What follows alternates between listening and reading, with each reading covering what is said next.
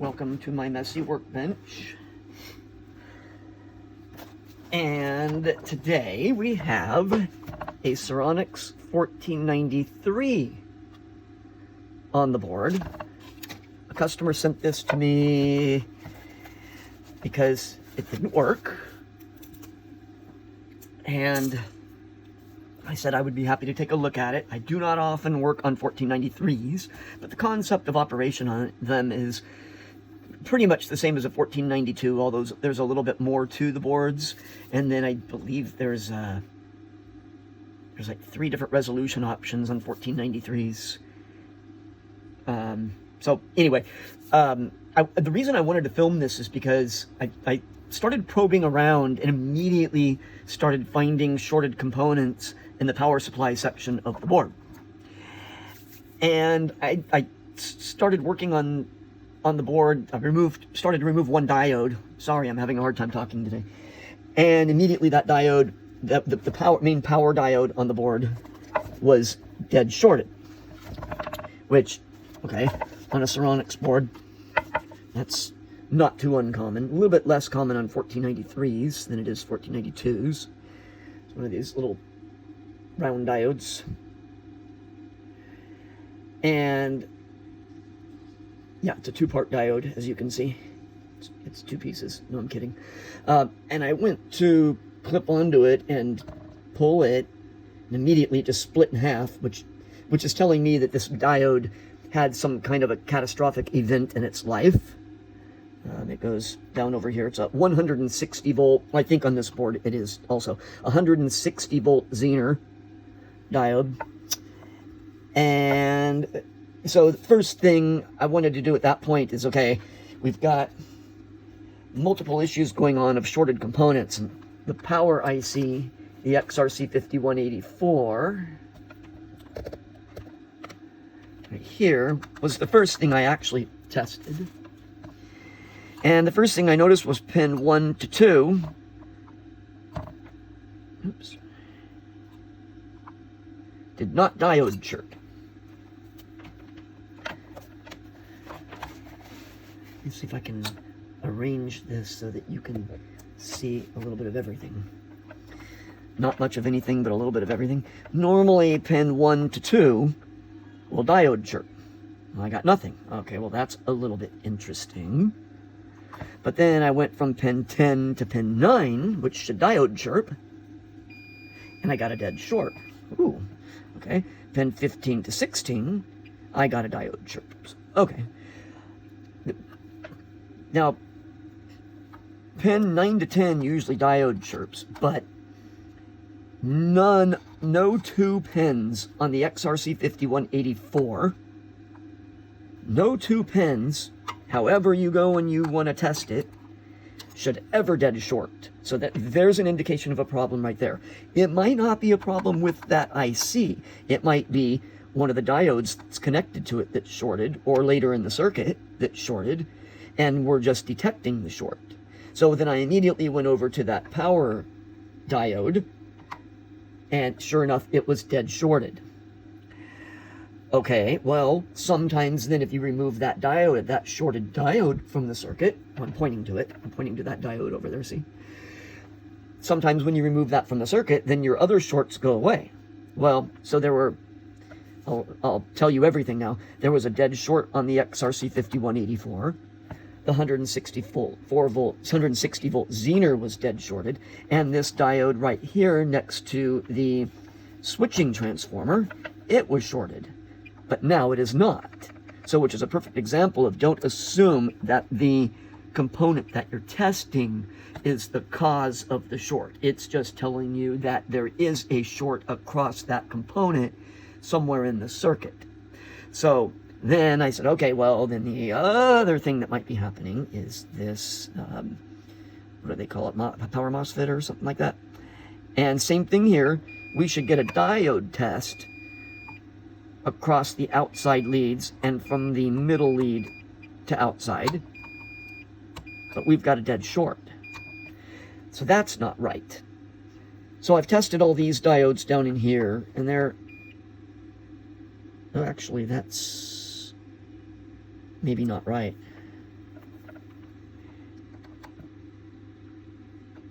we've got another problem somewhere else we've got to find, because these diodes should all chirp in the forward direction, how you normally test a diode with the negative lead on the banded side and the positive lead on the other.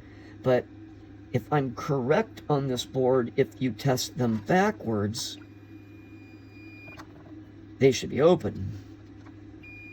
They should not be doing that, I don't think. Well, I'll have to look at that. So there's two more diodes over here. Okay, those are fine. Oh. And the fuse is blown. So I'm leaning a little bit towards, if this is shorted, I probably need to get that out of the circuit, but I want to test the HOT.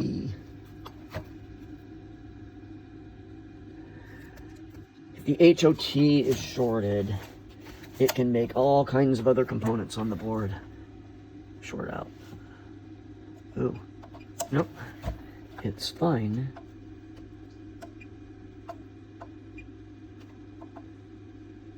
And that's fine, okay. Okay, well, let's get that power supply out of there.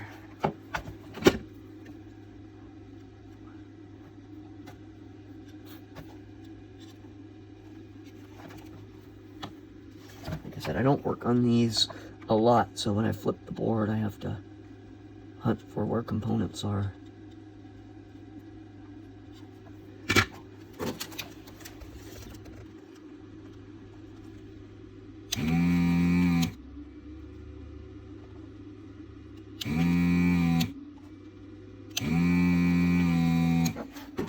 Now, if we get to the point where this IC does not read shorted in circuit, we might be in a situation where the flyback is shot. Which, with this mini component shorted, I'm leaning towards flyback or vertical IC.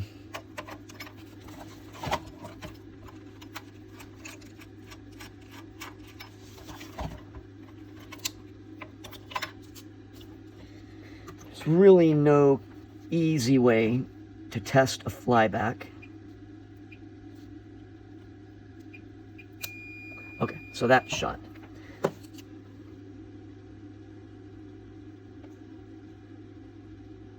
Okay, it's a K1446. I have those.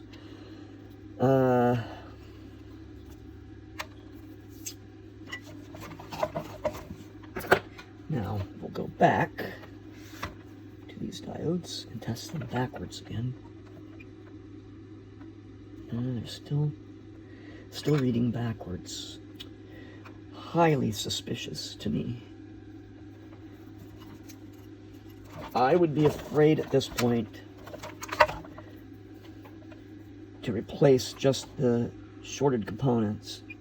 Ah, see, there is no longer a short against XRC 5184.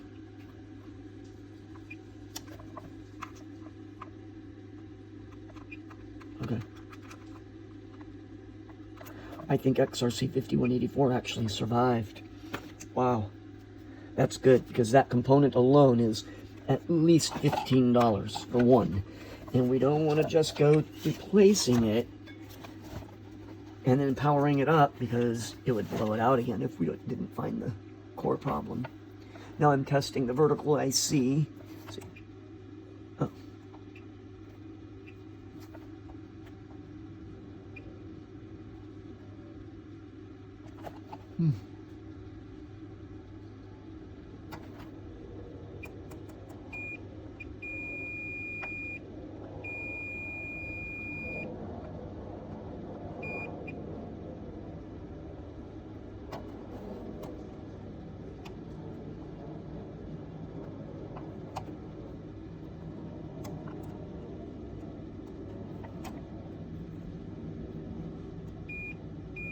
Okay, that's ground, so it looks like pin 5 is ground on this one.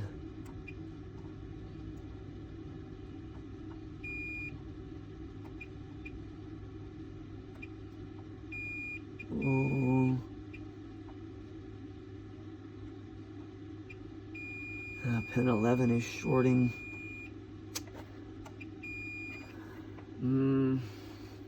I need to pull up a schematic for that and see if 5 and 11 are supposed to be shorted. LA 7838.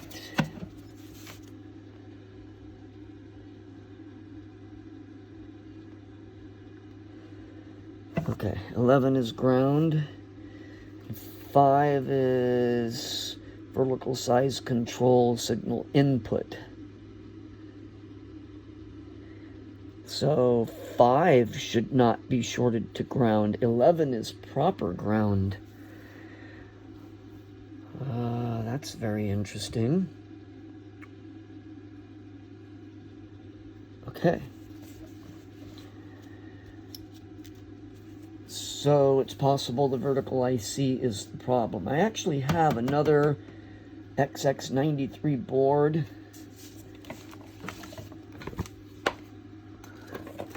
I believe I have one close by. Here's one that I have tested, and I know it works. Okay, so that's a normal path. Okay.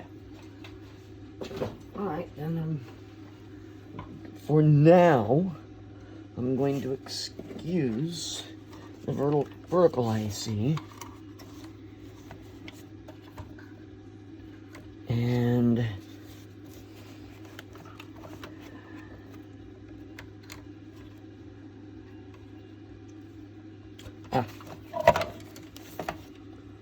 while we have one handy that I know I tested, let's see how those diodes.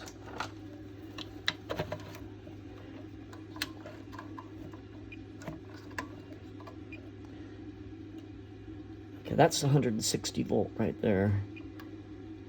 Okay, that's one of the small ones.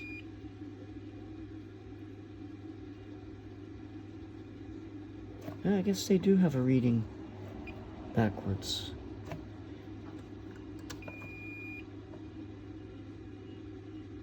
Okay.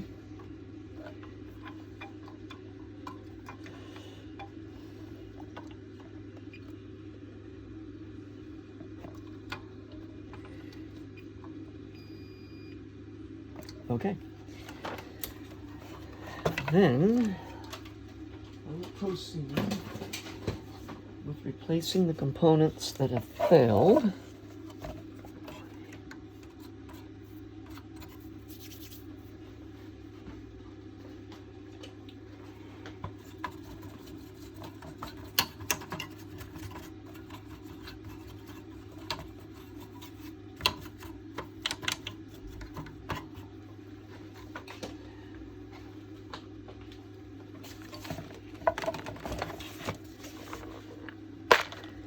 Should have some 1448.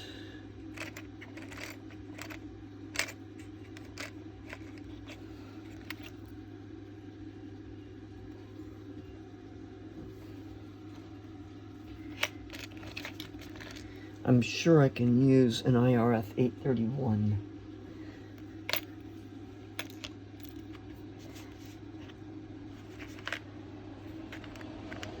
Or a C2344.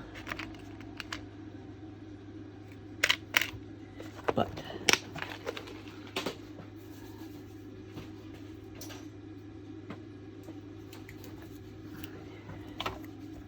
if I have one, it's the same component, and it's good, I will use that.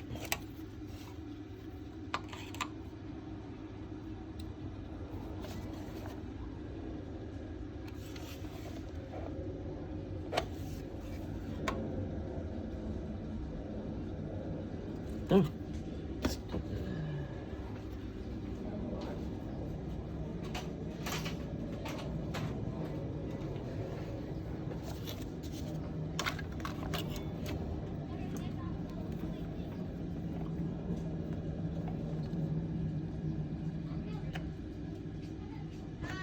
Hello.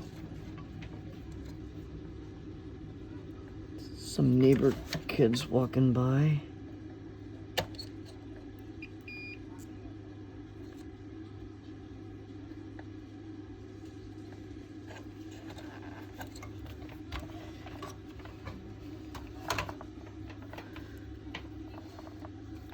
Oh, that's a different one.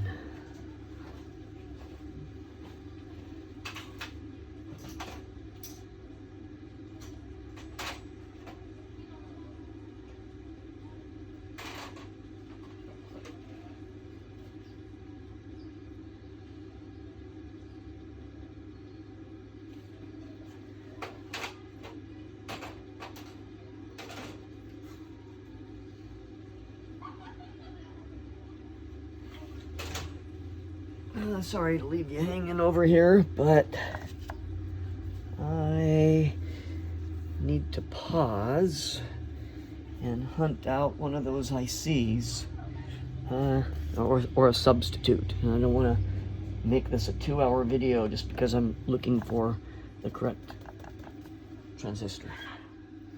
Okay, I am back after hunting for a K1446. I didn't have one, but IRF 840 is used in that same spot on some boards, and AI also says, AI says it, so it must be so, that IRF 840 should be fast enough switching. So I will take its word for it.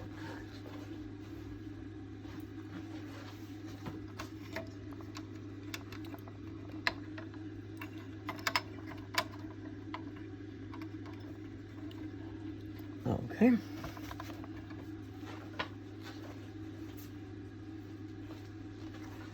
And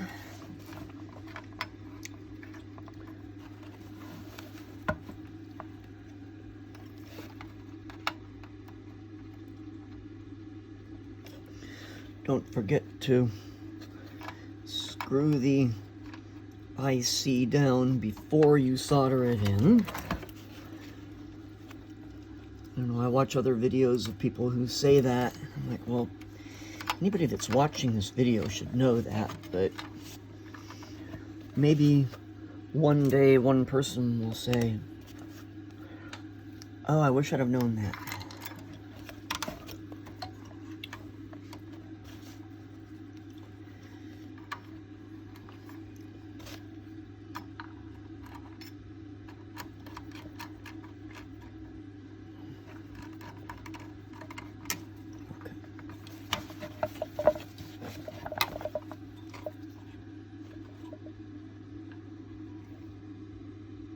Well, but if IRF 840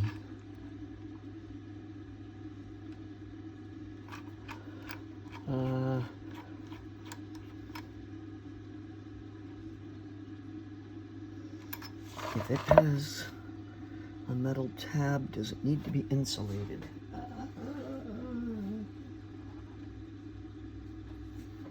It might need to be.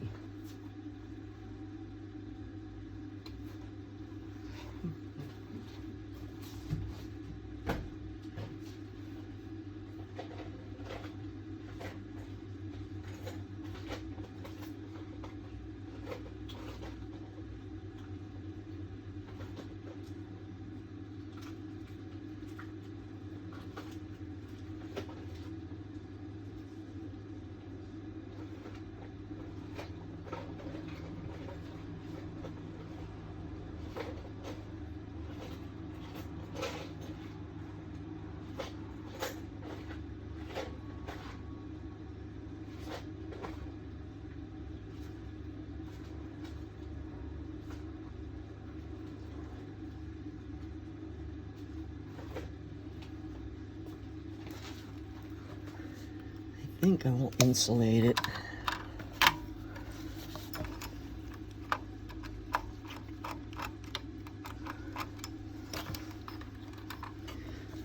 Just to be sure. All right.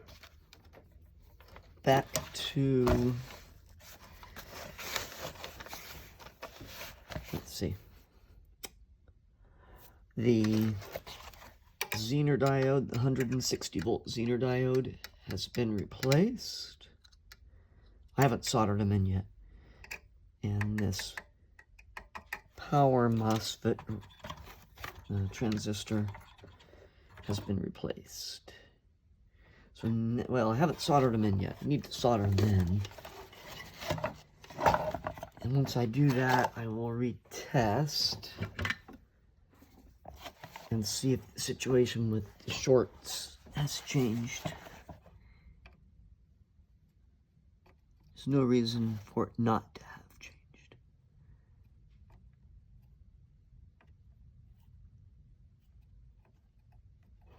Unless there's something else shorted.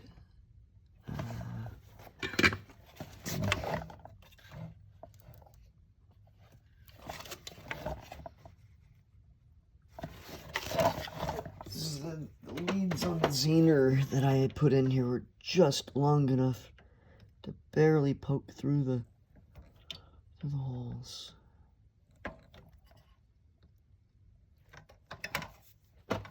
Ah, no, pop it right out.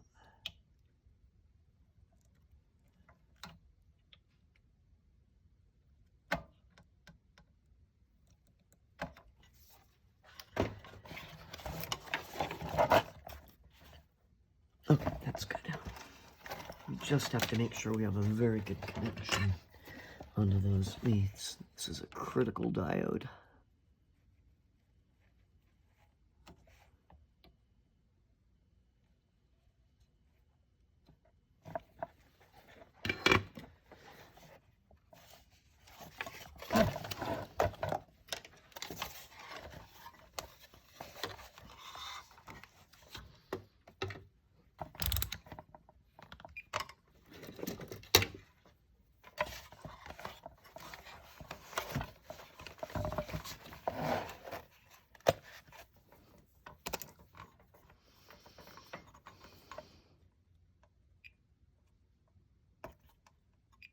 Okay, perfect. Perfect. Okay. And 10 to 9 is great. 15 to 16 is great. And 1 to 3. Okay.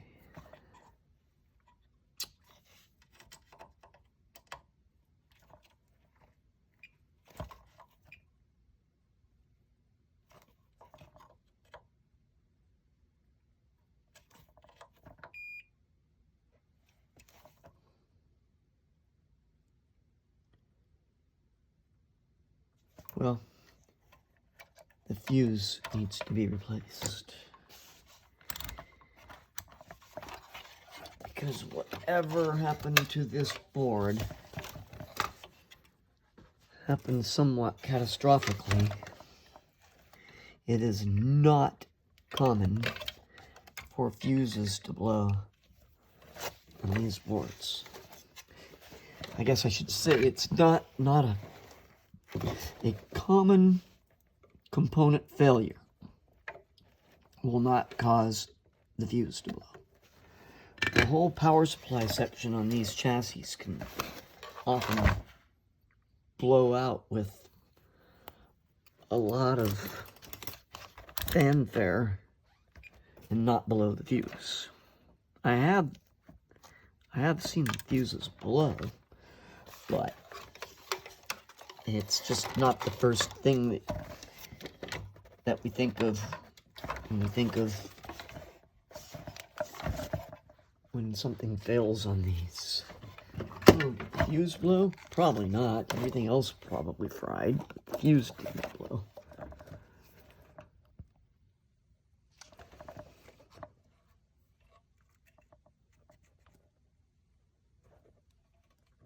My desolder gun, I had to break away for a little while. Well, it's been a few hours to me, a few seconds to you, but also work on a few other things. And I didn't want to restart it just to replace a couple of components. All right, I need to go dig out of these.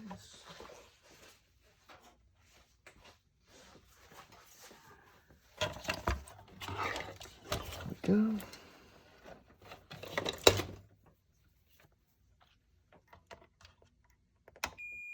Okay, that is good.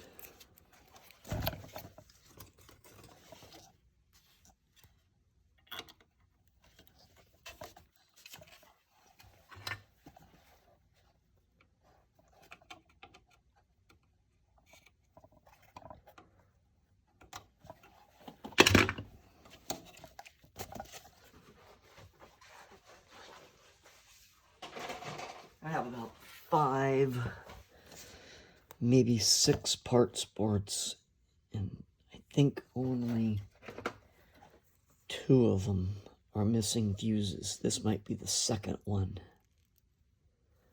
Get rid of that. I'm still kind of pondering in my mind what the catastrophic event was. It still could be flyback. But usually if a flyback fails, it doesn't always blow everything up.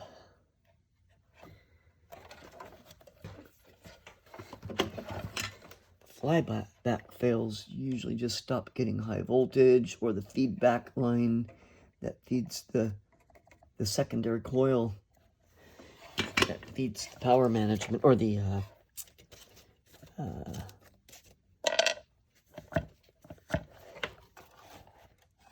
screen feedback voltage to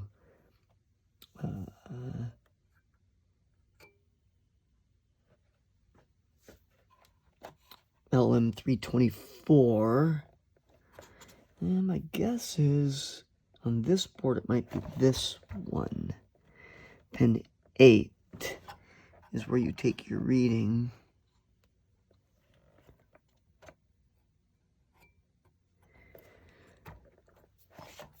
And it comes off of one of the secondary coils off the flyback. And then you take your reading there, and that's how you set the flyback intensity or brightness.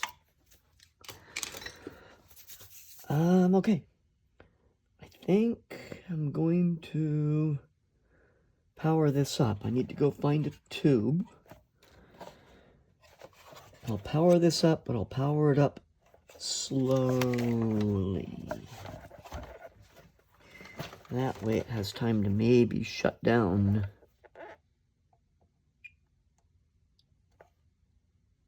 I'm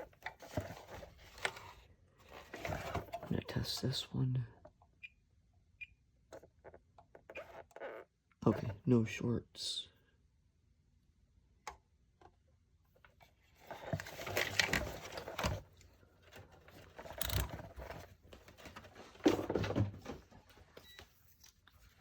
There are a couple of capacitors that should be checked. The capacitor in the power supply section, 100 microfarad. They're usually 25 volt. Maybe by this time they realized they were supposed to be 50 volt. No, it's still 25.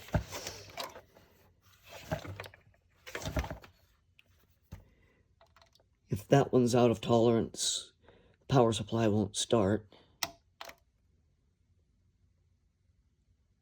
That looks good. And the one in the vertical, next to the vertical IC,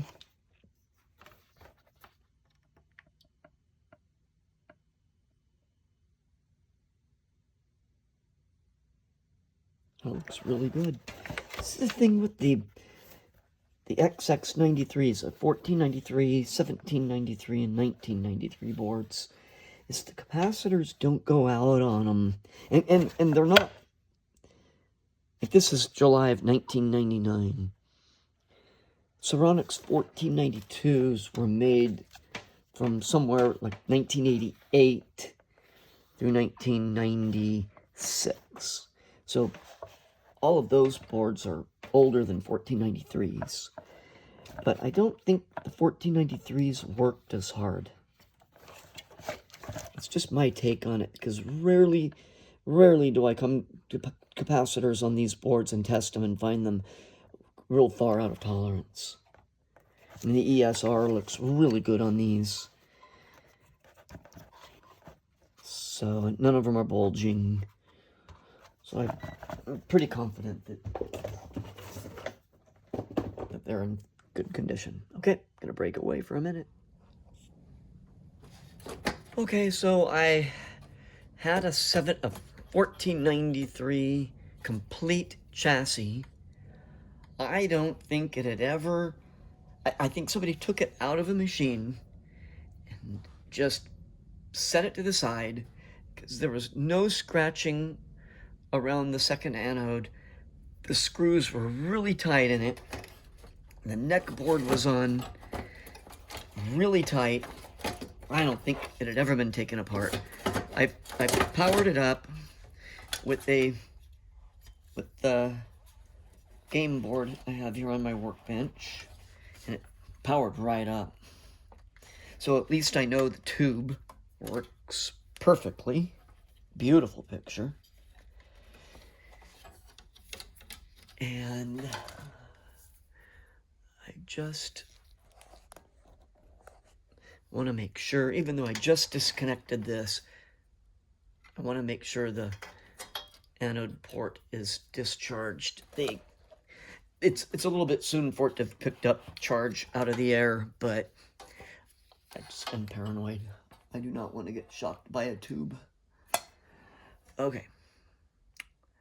So this is now the board I worked on.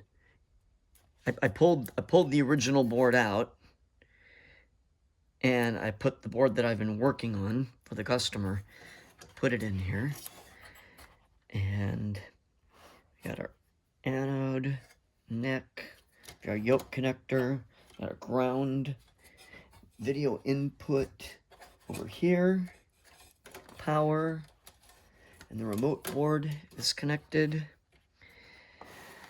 Okay, I'm gonna plug it in back here. This chassis uses the same connector as 1492s do.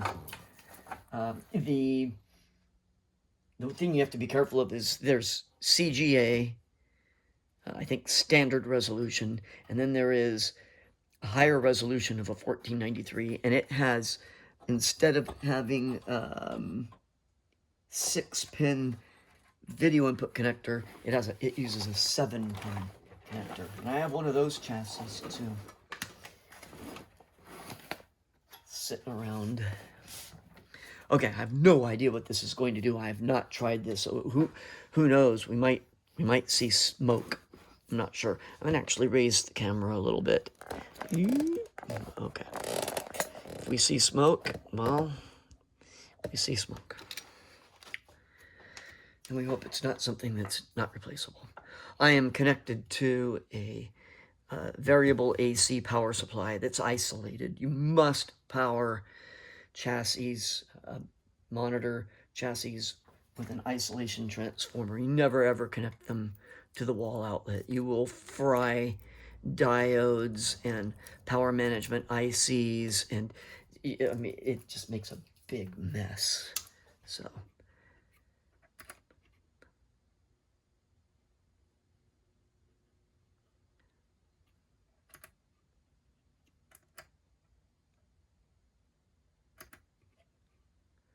okay, it's starting to, oh, whoop, oh, yep, we got smoke. Woohoo!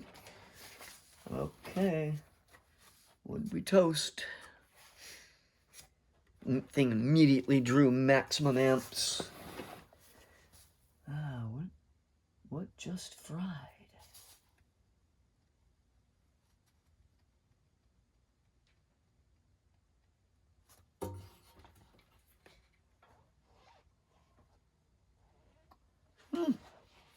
Well, I'll have to get down in there and see what I can see.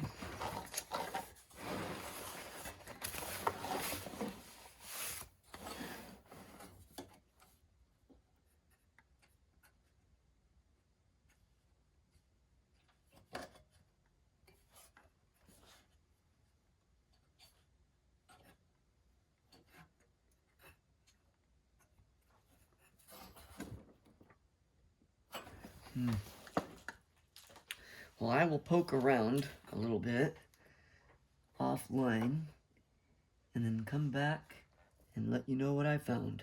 But whatever it was good.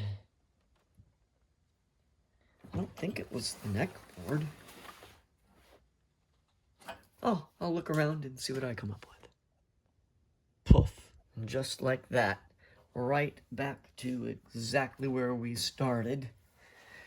The 160 volt Zener diode is fried, and the MOSFET is fried. So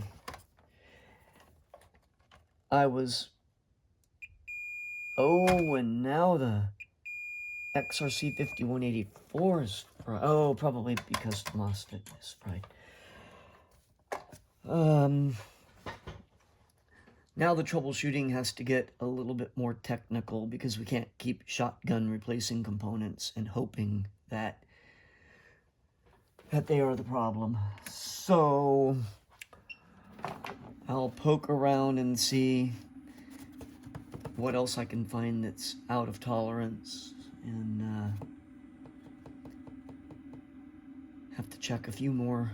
This board has a lot of diodes on it, so every diode on this board needs to be tested, but more so we need to kind of get into some of the traces on the back and just make sure we don't have something like solder bridge or an open trace or something like that that would cause a major problem. This is catastrophic. It's frying two or three components at a time every time we try it, and that's just not normal. There's a few other things that need to be tested, but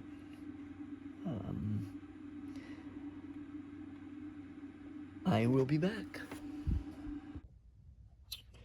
Okay, I'm back. It's only been a blip to you, but it's actually been 2 days for me because I spent a couple of hours after I last disconnected and didn't make any progress, and the board shut down again. And so I actually took my spare board and thought, well, I'll just send him, I have a spare board, I'll just send the customer my board. But I do want to stick it in the chassis just to make sure that it works, because it was labeled, works great. Well, I connected it and works nothing. Wouldn't start up at all. So then I thought, well, maybe the flyback went out. So I swapped flybacks, put his flyback on my board and got nothing. Put my flyback on his board and got shut down. And it blew the power diode again. So I started probing around, and then I found the capacitor in the vertical circuit, which is very common on these and the 1492s and any of the 14, 17 series, any of that stuff. So anyway, I found the capacitor was shot, like nearly a dead short. It didn't even measure capacitance in it. So I replaced that and put my flyback on his board, and it started right up. Only problem is it has no green, and I tapped on the green PRA board, see your PRA Ks on the 93 series, and started, it was red that was out. Red was out, and started tapping on the red board, and color went in and out. So that's great news, because I pulled the board out of the protective covering and wiggled the board, and I can see the pin, at least one of the pins wiggling in there. So all I really need to do is just touch up the solder joints on all of the PRA boards for the colors. They just all need to be done, because in shipping and being handled, people knock these and they break loose, which is better than the boards breaking, but they break loose. So I'm going to just solder all of those, give them a little touch of solder, and then I'll let the board run for a couple of hours. I'm going to actually do this in chassis, kind of like when they rebuild an engine of a car in chassis. Half-ass way of doing it, I guess you could say, but I don't really need it out of the chassis to do these. This is a pretty big net board. So anyway, I'm really happy about that, because it gets the customer a working board, a board that we know works on a known good monitor. So, all right. So I'm going to go ahead and do this stuff, and I will pause the video. And really all I do on these is, I'll try to zoom in a little bit. I don't know if I've ever really documented this or not, but there's, I think, 20 pins. I think there's only 18 or 19, because one of them doesn't physically have a pin. And I just reflow the solder to each of the pins. And it's pretty interesting, because sometimes you'll start reflowing the solder and it'll just, the solder joint will just open up around the pin, especially the one that's broken loose, and show you where the bad joint was. And I'm relatively confident that this will resolve the issue. It's a common problem on these cold aged solder joints. I'm sure these PRA boards were a good idea at the time, but I don't really know what manufacturers would think about that now. Like if they were going to go in and redesign a CRT monitor now, I wonder if anybody would even think about using such a piece of technology. Because, I mean, you're talking about three 20-pin devices that have to be solder flowed on, and if just one of these pins breaks loose and the solder joint or dries out or gets old, it can, you know, send that whole color out of whack. Plus, as the years go by, the supply of those little add-on boards, you know, the manufacturer only supports them for so many years. What do you do if one of those boards burns out? All of the components on the board are surface mount, so it's not like you can fix it by, I guess you could change a component on it. You could change the surface mount IC. And I've had some of them blow the resistors on the board, and there is a schematic of them, and so you can just, you can put a resistor on it, a full-size quarter-watt resistor or something like that. But I think this is just, of course, with LCD technology, there's no reason to have a CRT anymore. I prefer to keep a CRT monitor going at all costs, if it can be done. I should say at a reasonable cost, just simply because the games that are made for CRTs look better on a CRT, in my opinion. For the 4 people that might watch this video, in my opinion, games that were designed for a CRT monitor look better on a CRT monitor. Games that came with LCD monitors were usually designed and built by a person that sat at a station with an LCD monitor. And so the way that they built their pixels and built their graphics and things like that were built on an LED or LCD, whichever it was at the time, depending upon the era. So I just like the picture of a CRT monitor. I think games look weird when you have these low resolution games on an LCD monitor. I necked the tube of one of my favorite games, and it's not a common tube. It was an RGB monitor and not an RGB 1401. And I've never been able to find a replacement tube, and I had to put an LCD monitor in it, and it just always looks a little bit strange to me. There's something about a CRT monitor that it just looks right. It's not flat. It has a slightly rounded surface, other than flat screens that came much later in the game, but that's 90s technology.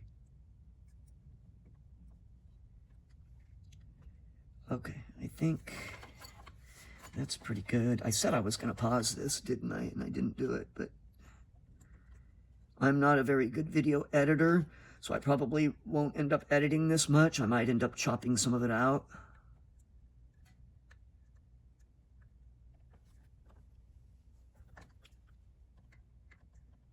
Actually, this board, the solder joints still look really good, nice and shiny. The PRAK boards did not look good.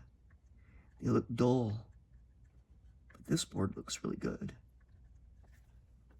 This is PRAC. I think the 1492 uses PRAC also. But its color boards are PRABs. This is PRAK. The 1493, 1793, and 1993, I believe, all use PRAKs on the neck board. 1492 and 1490s and 2092s all use PRABs.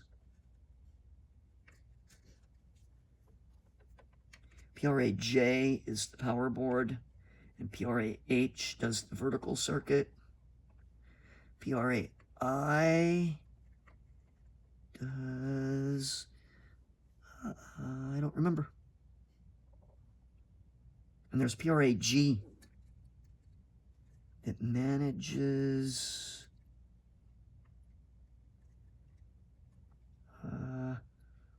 can't remember what it manages, but I know that if you short out the bottom of the board, if you accidentally have the board pulled out of the tray and you forget and you plug it in, and you short out the bottom of the board, one of the resistors, the surface mount resistors on PRAG will fry.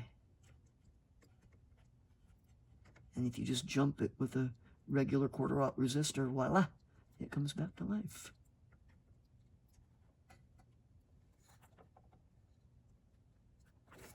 Okay. I'm going to look at this quickly under my magnifier.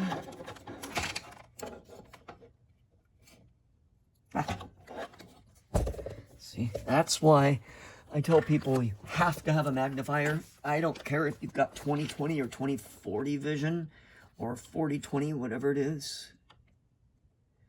When you're working with traces and solder joints, you've got to look at them under a magnifier. Because the solder has this interesting way of pulling away from the pins when you're reflowing. I think it's the oxidization that develops on the pin. You know, the pin becomes loose in the socket, so now it's functioning sometimes, but it's arcing, and then it builds oxidization on the pin. You go and reflow the solder, and it's not really making contact with the pin. Correct way to do this would be to unsolder those, clean the pins, and put them back in. But to remove 3 20-pin boards and do that is just cost prohibitive. I'm willing to invest a little bit of time in order to save a monitor, but I mean, even at my low shop rate, you're looking at another $30 of time just to pull off those 3 boards and polish them, brush them, whatever you need to do. Oh, and if you ever need to remove these boards from these neck boards, to get them out, you take a heat gun,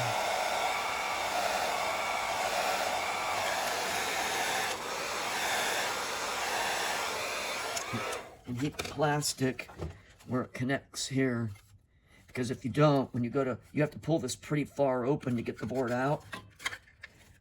If you don't do that, these tabby doodles break off, and that's the official name of them. You can look it up.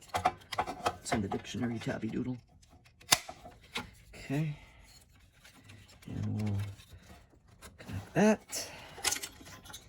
And we will reconnect that. Anode, neck, yoke, ground. We have a video input. I've got my B+. It's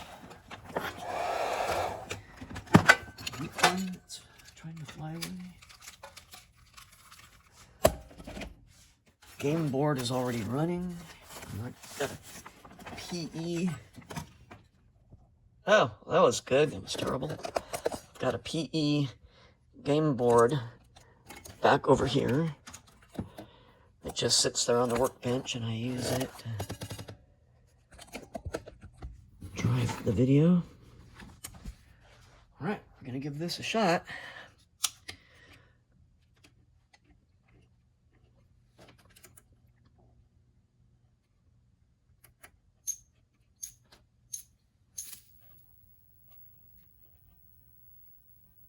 There we go.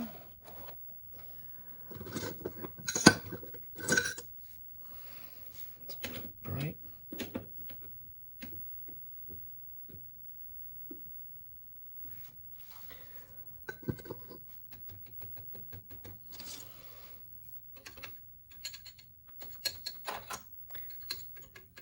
Blue, red, green. Okay. Got my handy dandy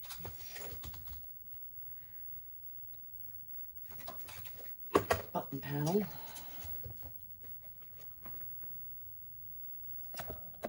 Playing the game out of a machine. It's upside down.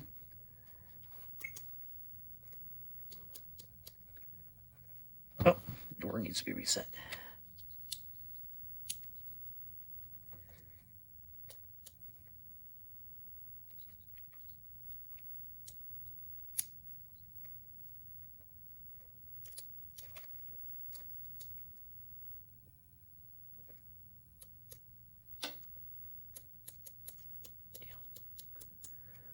Let's see.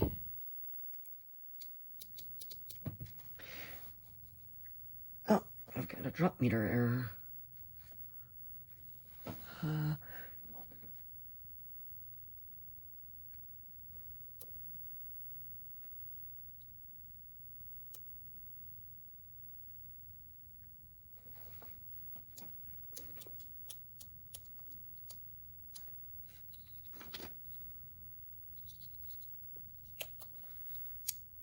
I don't want self-test.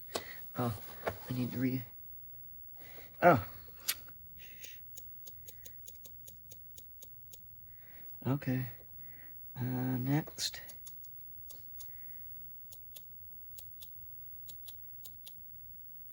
Okay, there we go. Trying to do this upside down is quite interesting.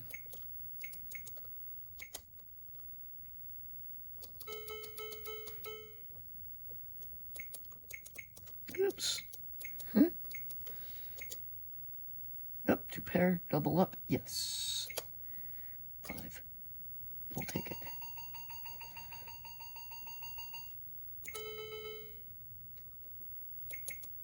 Oops.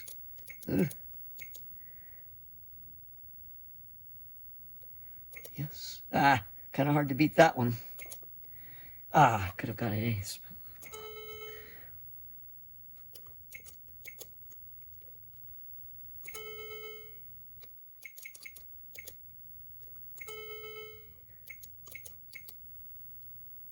Nope. 2 pairs. Did I get it right?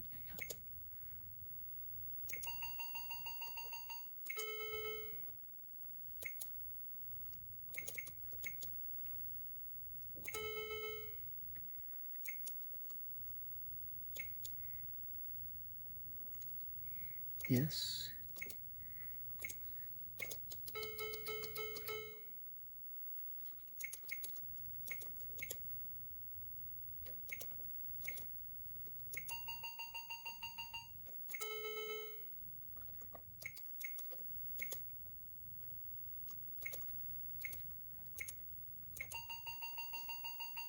Okay, I would say that is a success. We'll let it run for a little while, make sure that everything's normal and nothing gets overly hot. Seems to be running nice and cool right now. And I would call that a success. So again, always remember to check those capacitors. The one in the power circuit next to XRC 5184, and the one in vertical circuit. And then there's 2 1 microfarads that are over there by the vertical circuit that need to be checked. If they're over about 10 ohms, they should just be replaced. But 1493s aren't as bad on capacitors as 1492s are. I think I said that probably a million times, but it's always a good idea to just, test them. Even if the board, even if they test fine initially, power up the board, let it do what it does, and then test them again. And in this, like happened on this instance, powering it up the first time just trashed the capacitor. It was not that bad when I tested it the first time, when I just tested it new in the box. So, or not new in the box, when I opened it up from the customer. Then I tried to start it up. It went into shutdown and did its thing, then tested the capacitor again, and what do you know, it's shot. So now we have a beautiful picture. It's really clear. Linearity looks really nice. This is a really nice board, so I'm really pleased with the outcome of it. Colors are looking really nice too. So this is a success. So there you have it. Thanks for tuning in and being patient, and for all 4 of you that watch. I hope this helped somebody. I think this is the first video that's been done on a 1493, which should also hold true for a 1793 and a 1993 in general concept.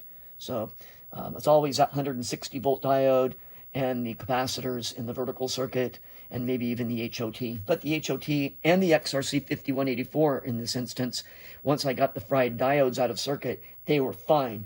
So I think that's it for now. Well, there's even more to the story. It's the monitor that would never go away. The story that would never end. I was letting the screen burn in and just run for a while. And I have heard about this before. And I don't know if this is just timing or if it really is what I heard. I had written on the screen with I think they call it a China marker. I had written on it 1493 when I put it into storage, and I had a note on it, and I took a towel and I started erasing it, and when I did that, the screen just shut down. Oops, I hit the phone. The screen shut down, and it started making a funny noise, so I shut it off right away, and I let it discharge. And then I turned it back on, and the flyback was making a noise, high static noise. I could smell ozone.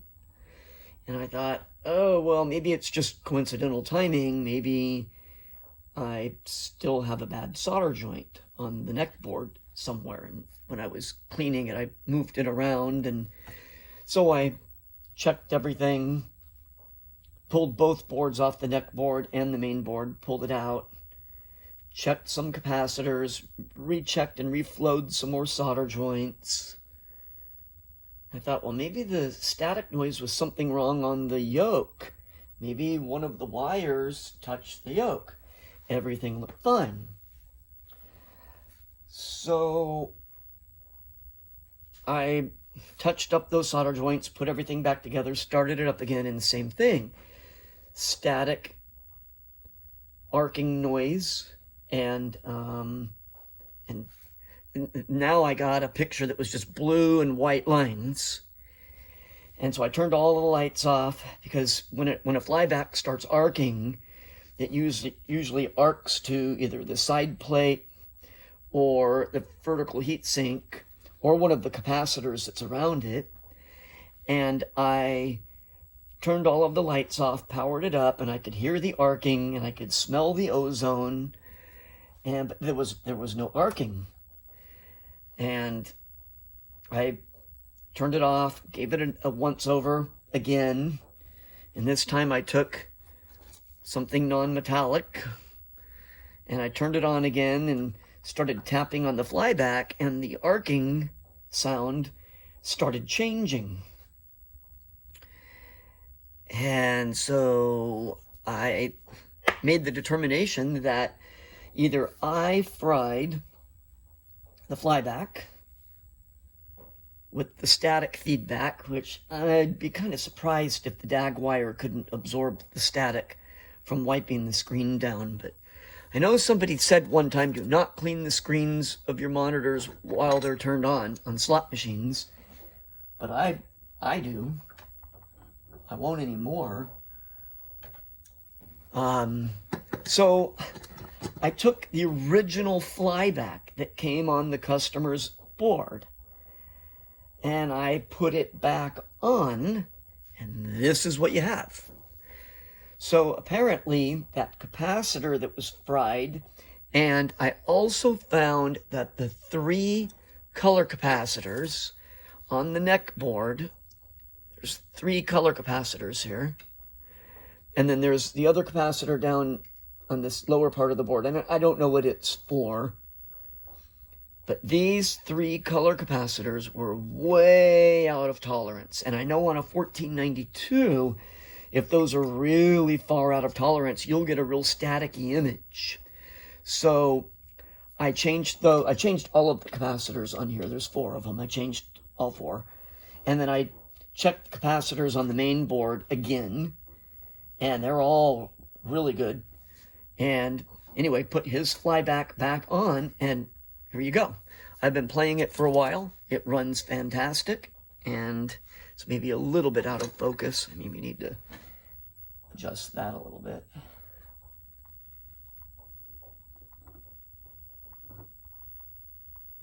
Some of that is still the residue from where I had written on it, and I was wiping it, and it's a little smeary. So I haven't had the nerve to clean it again. So anyway, it's playing really nice. The picture is great, except it's upside down, and I have a hard time with this.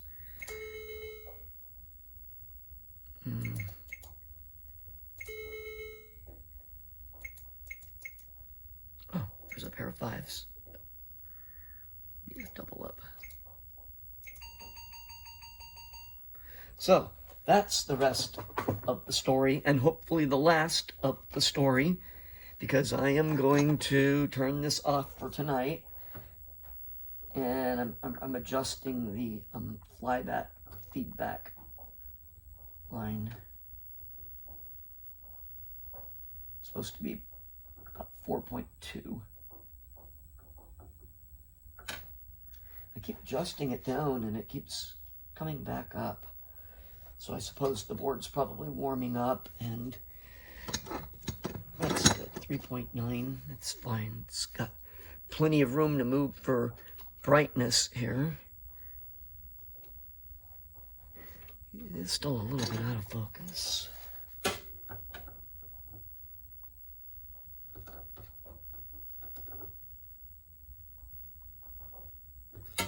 Which doesn't matter to the customer because this is my tube. And it may have to be adjusted a little bit on his tube to bring it into focus. But that's a really fantastic image. You can see the individual line. You can count those lines. You can see the lines and the letters. Really good, crisp, square image. So I'm really pleased with it. Again, I'm really pleased with it. This is the second time I've been really pleased with it. But there you go. That's... Who knows how long this video is going to be now? What, an hour? But I don't work on 1493s all the time, so I'm not really literate. I had to look a lot of things up along the way to see what I what the numbers should be on things, and to see where the sections of the board are. So it wasn't as fluid for me as it is a 1492. So hopefully that helps somebody, and maybe somebody will even watch this. The end.